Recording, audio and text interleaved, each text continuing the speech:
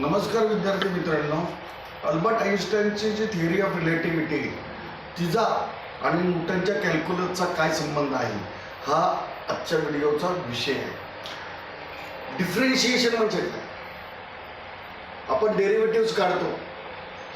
Sign एक्सचे derivative cos x आहे, एकचे derivative एक आहे, एक्स स्क्वेअरचे डेरिव्हेटिव्ह 2x आहे, कॉस एक्सचे डेरिव्हेटिव्ह मायनस साइन एक्स आहे, वगैरे वगैरे। पण डेरिव्हेटिव्ह म्हणजे नेमकं काय आहे हे दुर्दैवानं प्रिन्सिपिया मॅथमॅटिकामध्ये न्यूटननी एक्सप्लेन केलेलं नाही। तर हे एक्सप्लेन मी माझ्या पुस्तकामध्ये केलेलं आहे। Newton's laws of motion must be modified, the brief history of the physics mathematics and time नावाचं माझं जे पुस्तक आहे त्या पुस्तकामध्ये डिफरेन्शिएशनचा, इंटिग्रेशनचा आणि ज्याचा शोध ॲझॅक न्यूटनने लावलेला आहे किंवा लायबनिझने लावलेला आहे आणि अल्बर्ट आइन्स्टाईनच्या थिअरी ऑफ रिलेटिव्हिटीचा काय संबंध आहे हे त्याच्यामध्ये मेन्शन करायचा प्रयत्न केलेला आहे। तर डिफरेन्शिएशन म्हणजे काय? तर डिफरेन्शिएशन याचा अर्थ टाईम डिफरेन्शिएट होतो।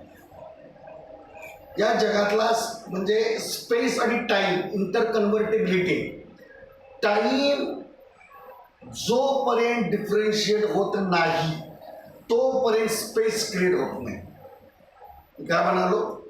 जोपर्यंत टाईम डिफरेन्शिएट होत नाही तोपर्यंत स्पेस क्रिएट होत नाही।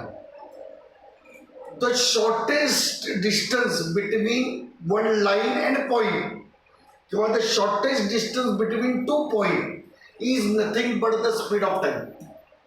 म्हणजे तो टाईम हे करतो। आणि म्हणजे नीट लक्षात ठेवा, हे दोन पॉईंट आहेत। हा जर आपण शॉर्टेस्ट रूट जर मांडला आणि जर आपण थोडं वर गेलो असं आपण वर गेलो तर काय होतं?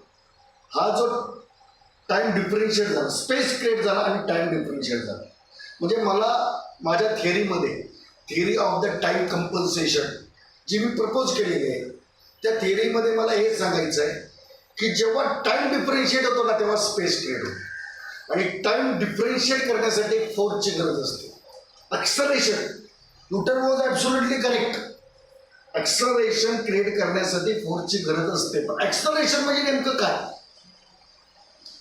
तर नीट लक्षात ठेवा, त्याचा जर तुम्ही डीपली रिसर्च केला तर तुम्हाला हे एक ट्रूथ रिव्हील होईल की फोर्सची गरज ही टाईम डिफरेन्शिएट करण्यासाठी होती आणि टाईम डिफरेन्शिएट केला तरच स्पेस क्रिएट होतो। तर याच्याविषयी जास्त डिटेलमध्ये म्हणजे नीट लक्षात ठेवा, ऑल वेक्टर्स, पायथागोरसचा जो ट्रायंगल आहे, पायथागोरसचं जे तर पायथागोरसचं जे प्रमेय आहे, the most famous theorem in the history of the woman, ते पायथागोरसचं जे थेरम आहे ते पायथागोरसचं थेरम हे टाईमशी रिलेटेड आहे।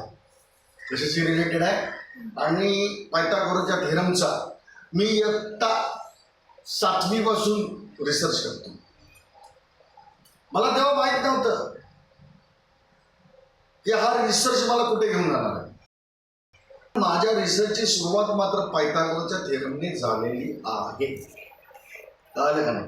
आणि पायथागोरसच्या थेरमचं पासून रिसर्च तो अल्बर्ट आइन्स्टाईनच्या थिअरी ऑफ रिलेटिव्हिटीपर्यंत आणि ॲझॅक न्यूटनच्या कॅल्क्युलसपर्यंत तो रिसर्च पोचतो।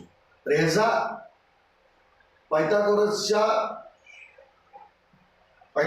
जो नियम आहे त्याशी संबंध आहे आणि या सगळ्या गोष्टीचा वेक्टरशी संबंध आहे।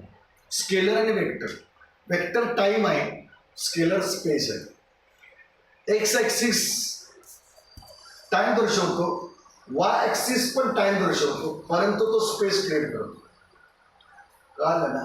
म्हणजे मी नेहमी गमतीने बोलतो, एक्स ॲक्सिस रिप्रेझेंट्स न्यूटन आणि Y axis represents Albert Einstein and in real sense of the word Michael Faraday. तर याच्याविषयी डिटेल माहिती तुम्हाला माझ्या पुस्तकामध्ये भेटेल। हे पुस्तक जरूर वाचावं। हा अल्बर्ट आइन्स्टाईनच्या सिद्धांताचा पुढचा भाग आहे। एवढं वाचकांनी मी नम्रपणे नमूद करू इच्छितो आणि वाचकांनी ही गोष्ट लक्षात घ्यावी। गव्हर्नमेंट ही गोष्ट लक्षात घ्यावी ही माझी नम्र विनंती आहे. थँक्यू.